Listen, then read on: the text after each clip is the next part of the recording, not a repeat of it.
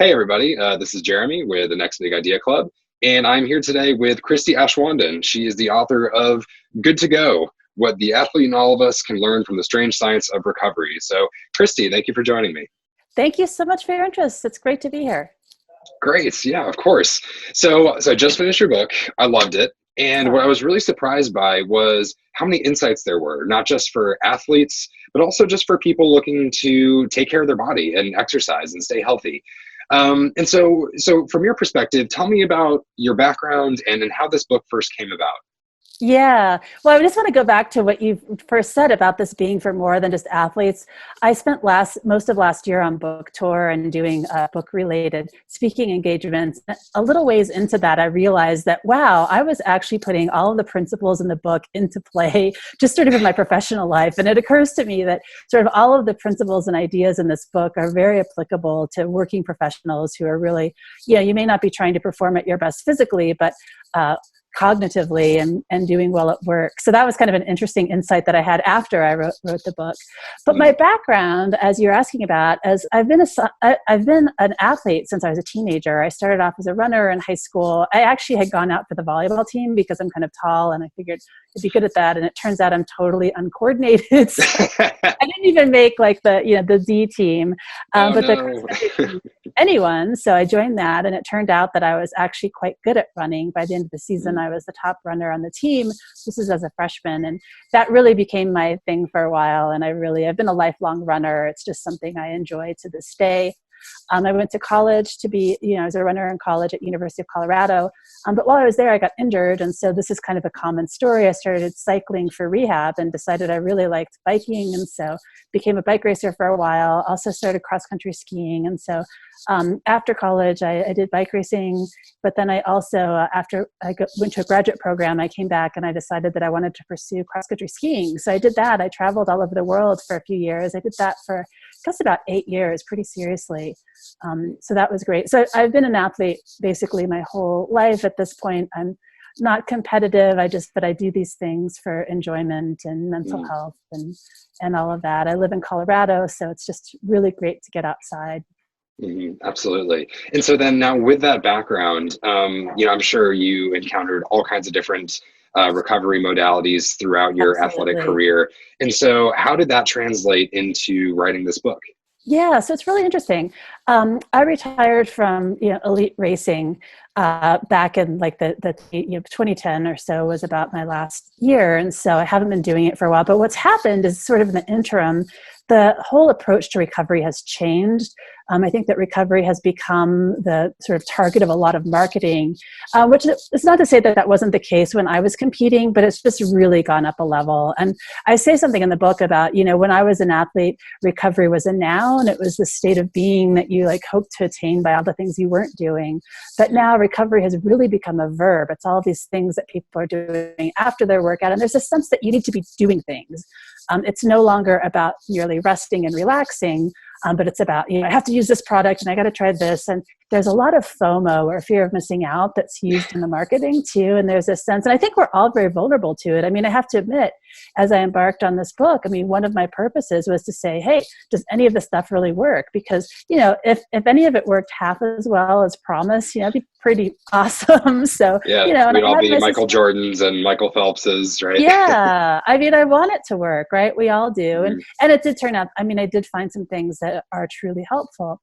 But what I also learned is that, I was originally right, and what I was taught earlier was correct. And that is, recovery is very much about resting and about relaxing and about, unwinding from stress, taking that time out. And that's what your body needs to recover and to heal and to adapt to your training. The reason that we train hard is to force those adaptations so that you get fitter, faster, stronger.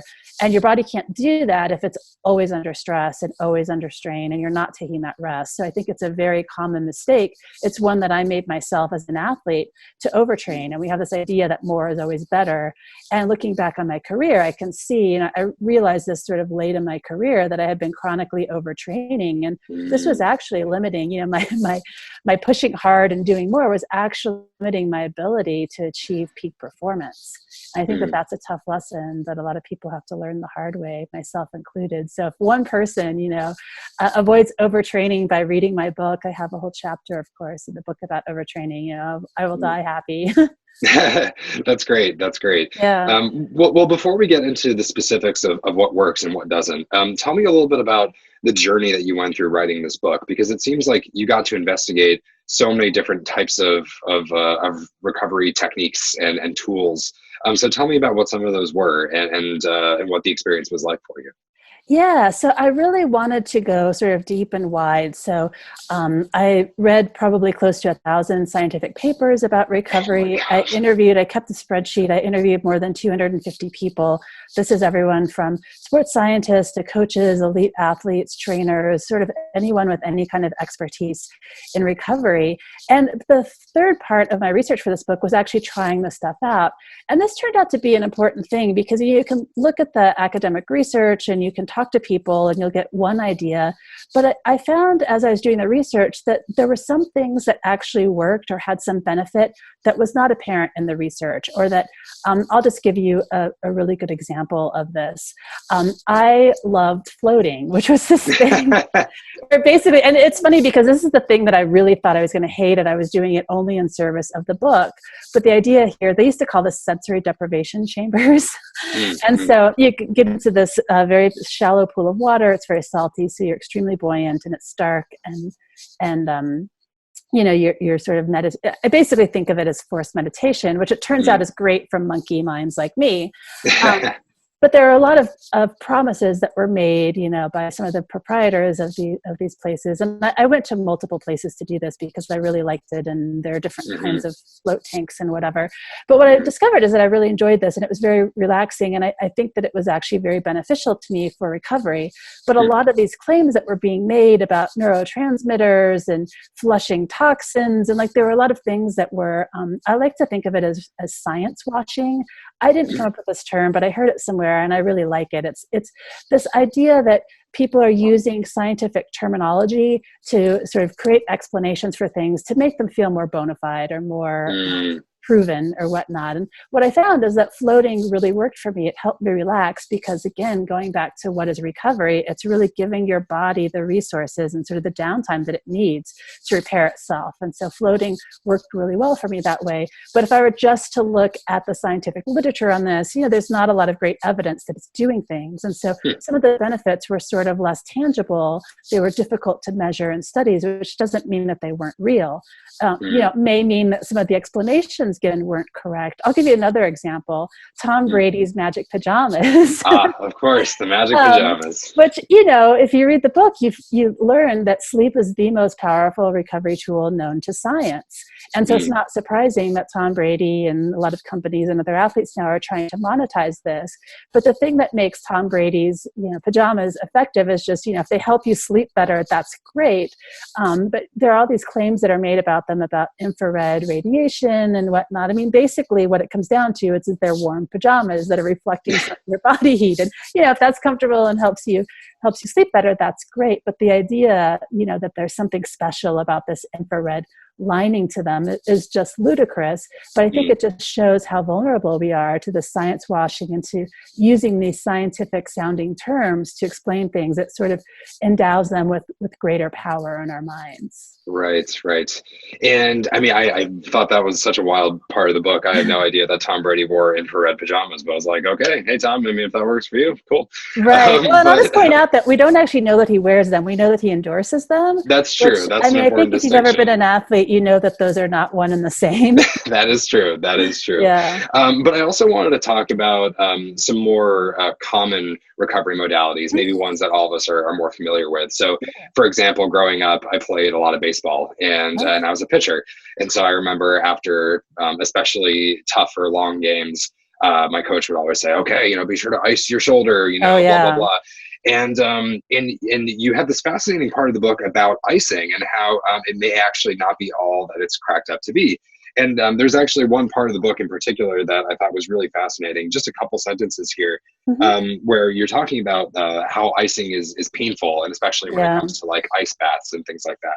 And you write, all this agony feeds into a culture of sport that idolizes grit and assumes that pain equates to gain. The fact that icing feels so excruciating almost surely adds to whatever effectiveness the technique might have. And that really That's right. resonated with me because that was my assumption. I was like, oh man, this really hurts. It must be Right. working. So tell me more about this connection between pain and gain and how that relates to things like icing in particular. Yeah. So it's really fascinating. It turns out one of the conclusions I came to after trying out all these recovery modalities and techniques is that a huge number of them actually, when they work, are probably working through the placebo effect.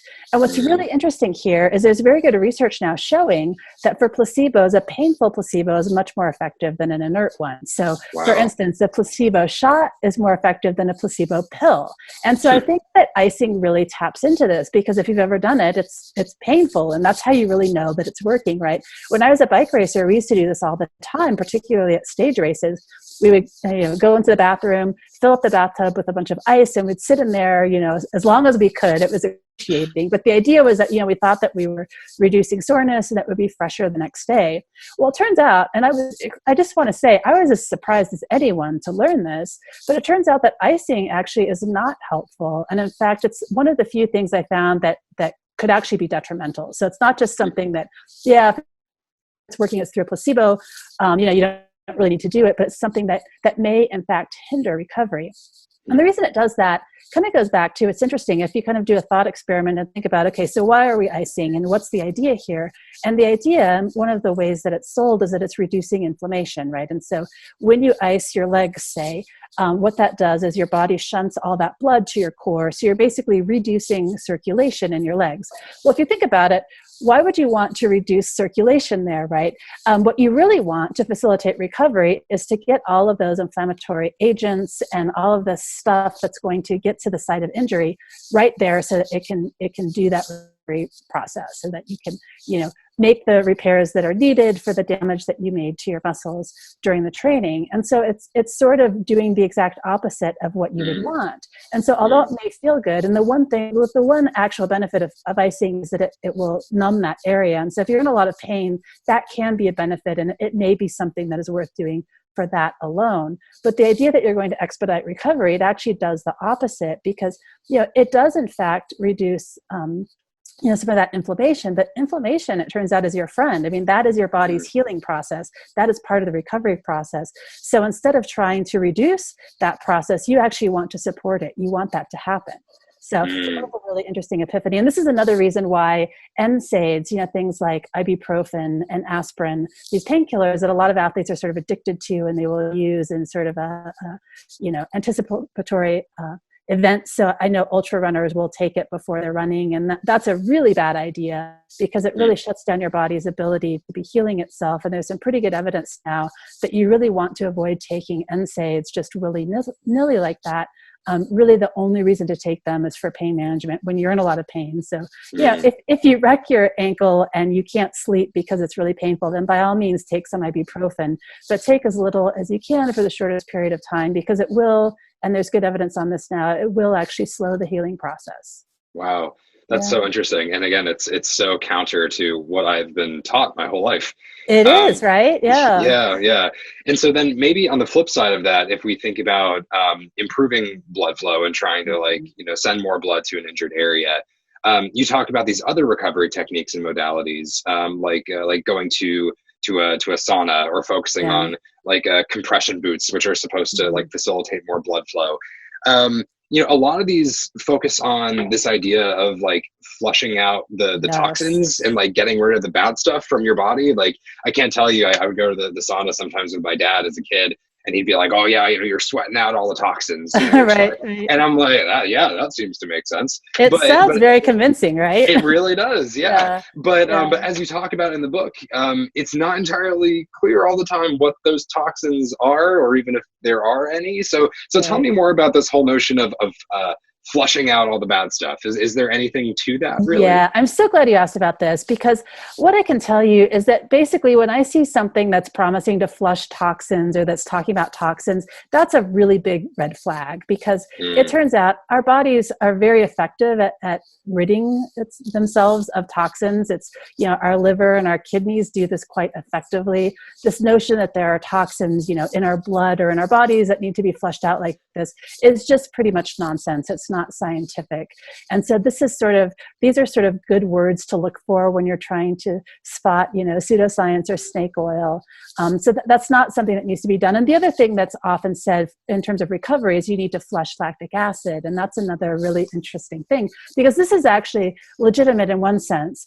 And that is that when you are exercising at a high intensity, your muscles produce lactic acid. And so it's associated with that hard exercise.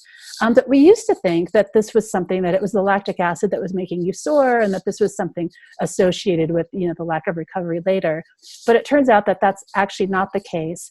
And furthermore, what's really interesting to me is that your muscles actually clear it quite quickly from the muscles. So basically, by the time you're ready to use one of these products, it's going to be flushing the lactic acid out of your muscles. It's already gone to begin with. So flushing lactic acid, you don't have to worry about that. Toxins are another red flag. That's a lot of nonsense. The other thing that's interesting here too, there is something legitimate about this idea that increasing blood flow can improve recovery, because like I said, you're getting these inflammatory agents and things. Your body's immune system is getting in there and doing repairs to any of the damage that you've done to their muscles during exercise. But the thing is, most athletes do not have circulation problems. It's sort of like breathing, like you can only breathe so much, and there's not much to be gained by breathing more, just on a regular basis like that. And so it is true that you can increase your blood flow. One of the best ways to do this is with exercise, which is one of the reasons that athletes don't have, circulation problems for the most part.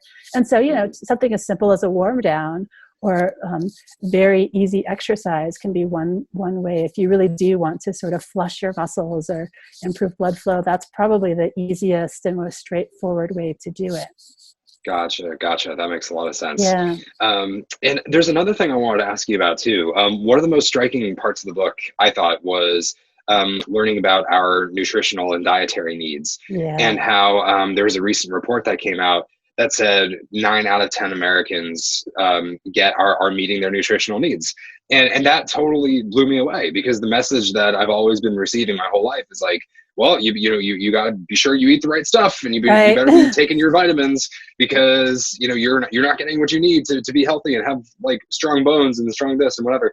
And I was shocked, because it wasn't like, the report didn't say, the most health conscious Americans are getting their nutritional needs. It was like, no, like the vast majority of them, like just the typical American diet seems to be sufficient.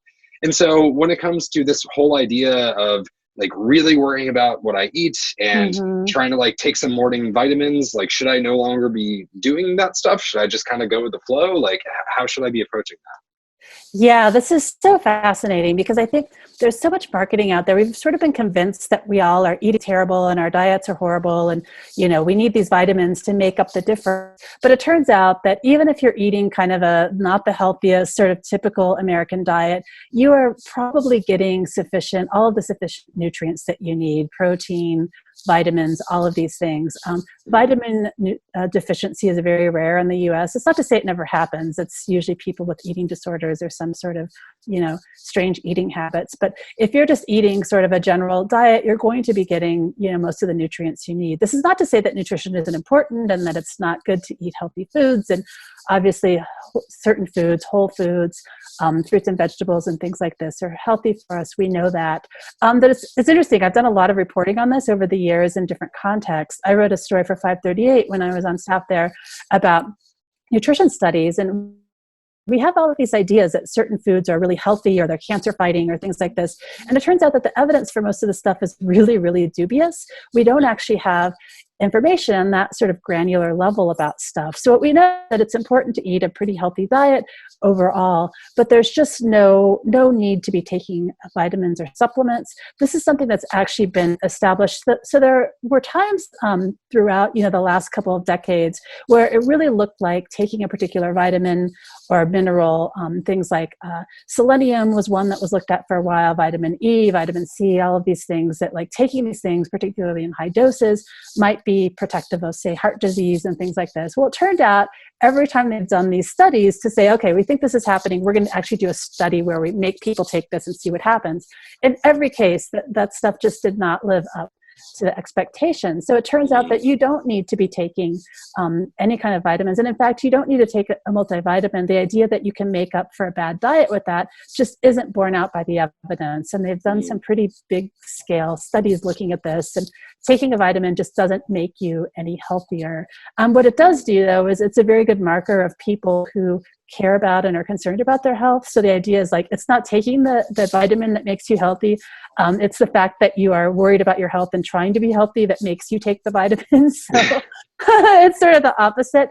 But I'll just say here too, that I really, really would like to dissuade people from taking vitamins and supplements, because I don't think that most people are aware of how little regulated this industry is. And there's a whole chapter of my book about this. It's a long saga that other people have written entire books about too. I don't want to go into all the details, but basically the idea that you could even know what's in that bottle is not always the case. In the store, in the book, I have a whole chapter on this, and I talk about several athletes who actually tested positive on drug tests and sat out and received bans from substances that they ingested from a supplement that was, given to them by a sponsor. So like the idea that you can tell like which companies are good or bad, it's not to say that, there are some bad companies out there. I think there are a lot that are trying to do good things, but the problem here is the sourcing of these raw materials are all very much the same. A lot of it comes from overseas, and it's very difficult. There's just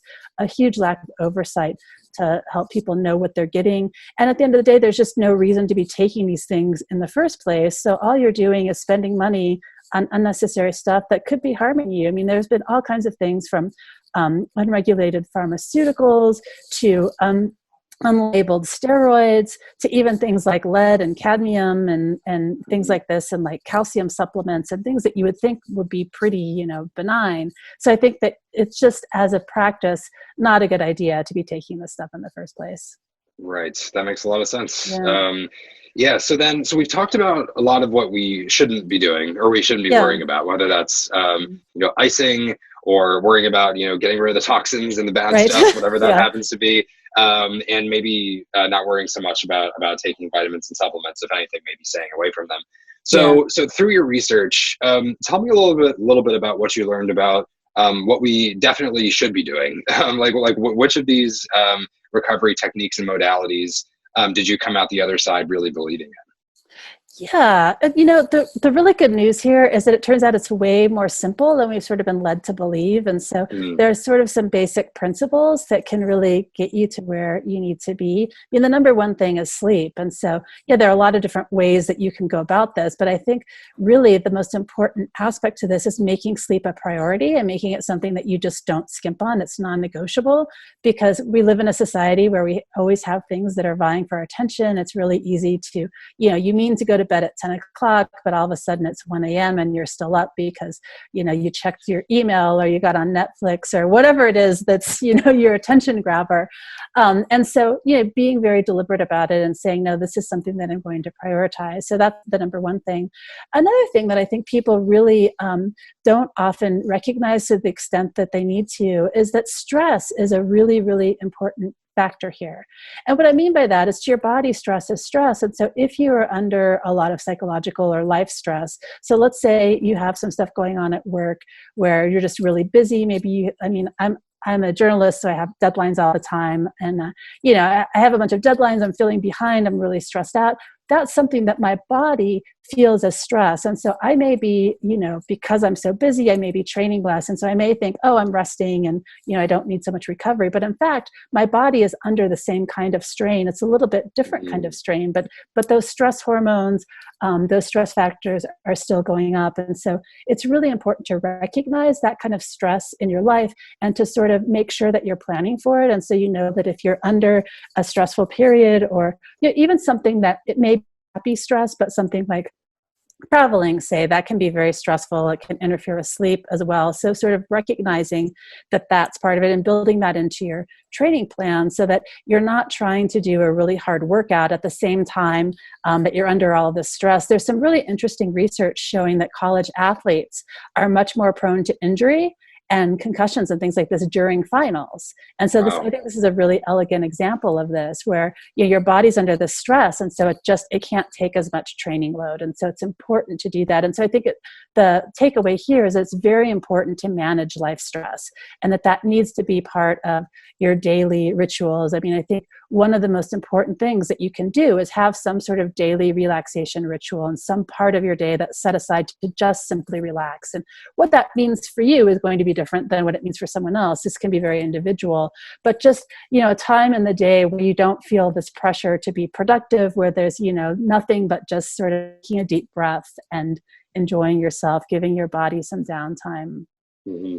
Yeah, I really love that. And I feel like those two pieces of advice certainly pair nicely together, because sleeping more will decrease your stress, That's because right. sleep does seem to be a little bit of a wonder cure of some sort there. Absolutely. So maybe my last question for you here, Christie, is that, I think one of the biggest themes I noticed running through your book is this whole notion of how important it is to just listen to your body. Yes. and be really attentive to what you feel like you need. So maybe as a closing sentiment here, tell me a little bit about this notion of listening to your body, how we do it and why it's so important. Yeah, so it's really important because, I really think that the most important skill that any athlete can develop is an ability to read your own body and to understand the cues that it's telling you, to understand and be able to recognize, okay, this is what it feels like to me when I'm under too much stress. This is what it feels like when I haven't gotten enough sleep. This is what it feels like when I'm not recovered from one workout to the next. And there are all these gadgets and trackers and things now that people can use and rely on. And I'm not saying that those things are useless and that you shouldn't try them. But at the end of the day, you need to be able to understand that for yourself. And you shouldn't be outsourcing that sort of body awareness to a gadget, because it turns out gadgets can be wrong, and they can be wrong a lot.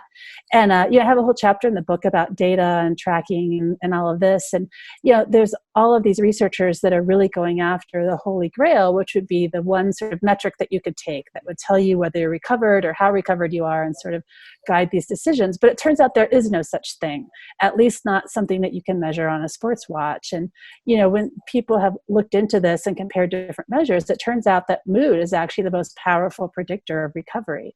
And I think that anyone who's trained hard or been under a lot of stress knows this. When you're into a hard training block or at training camp and you're really tired, people get cranky. You sort of are your mood becomes depressed. This is normal. But, as that goes on, that's a sign that, you're under too much strain. And so, that is your brain acting as an algorithm, taking all of the inputs that's getting and putting it together into a mood. And so you may think, well, that's just, that's not very scientific or whatever. But in fact, it is, because it is considering all of those factors. And so I think that it's just really important that people, tune into their bodies and pay attention to what they're telling them and understand sort of the individual signs. So there's no one universal sign of overtraining in everyone, but each individual athlete will have some cue for themselves. So for instance, for me, I know if I wake up in the morning with a little bit of a sore throat, that's my body saying, ouch, I need more rest. I'm overextended. And, for other people, I know some people will feel a particular kind of tiredness in their legs, a heaviness that's indicative of that. But this is an individual thing. And so as an athlete, you need to learn how to recognize that. I love that. And I think I'm the same way, by the way. Whenever I wake up with a sore throat, I know I gotta slow down a little bit. Well, that's perfect. I think that's an excellent note to end on. So once again, everybody, as you know, the book is good to go. Go pick up a copy from your local bookstore. It's coming out in paperback very soon. But once again, Christie Aschwanden, thank you so much. Thanks for having me. Pleasure to be here.